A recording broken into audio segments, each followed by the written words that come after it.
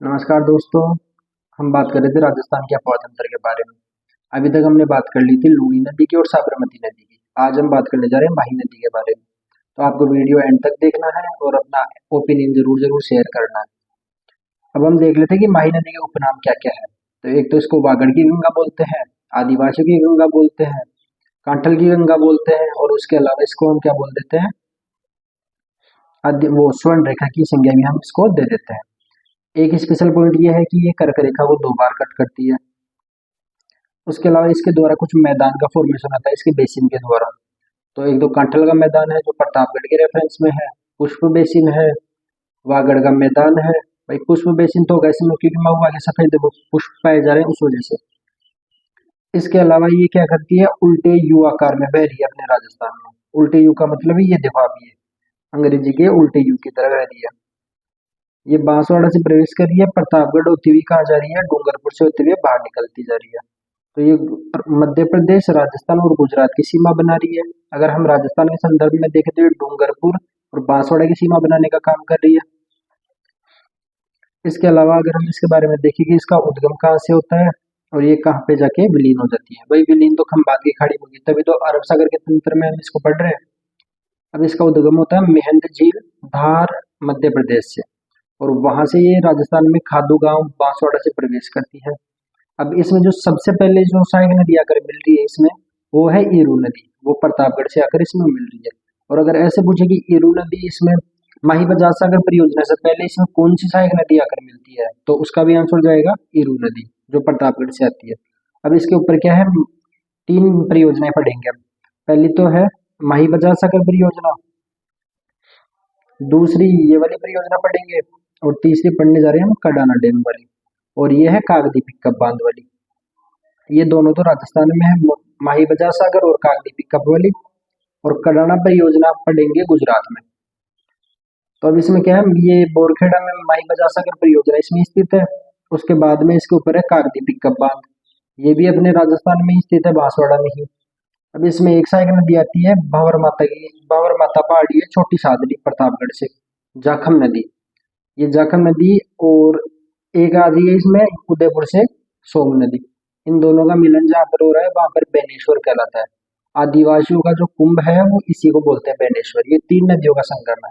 सोम नदी जो उदयपुर से आ रही है, जाखम नदी जो प्रतापगढ़ से आ रही है, और ये माही नदी तो आ ही रही है धार एमपी से। तो इन्हीं का संगम है बेनेश्वर। अब हम देखते हैं जाखम नदी के बारे में। इसका उद्गम हो रहा है भावर माता की पहाड़ी छोटी सादड़ी से, प्रतापगढ़ से, और ये सीता माता अभ्यारण्य है उससे होकर बह रही है। और इसके ऊपर बना हुआ है जाखम बांध। ये जाखम बांध क्या है, हमारे राजस्थान का सबसे ऊंचा बांध है। इसकी हाइट है 81 मीटर। और अगर हम पूछे कि राजस्थान की सबसे लंबी बांध कौन सी है, ये तो सबसे ऊंची है जाखम बांध। सबसे लंबी भी होगी तो वो कौन सी है, माही बजाज सागर परियोजना। लगभग 3100 किलोमीटर, 3100 मीटर के आसपास इसकी लेंथ है। अब हम देखते हैं कि ये सोम नदी कहाँ से निकल रही है। अब सोम नदी निकल रही है बिचमेड़ा पहाड़ी उदयपुर से। ये देखो हरी हरी पहाड़ी दिख रही है ना आपको, यहाँ से निकल रही है। और यहाँ से होते हुए कहाँ आएगी, उदयपुर में। उदयपुर से निकल रही तो उदयपुर में आएगी। तो उदयपुर में इसके ऊपर परियोजना बनी हुई है सोम कागदर परियोजना, जो जल परियोजना है।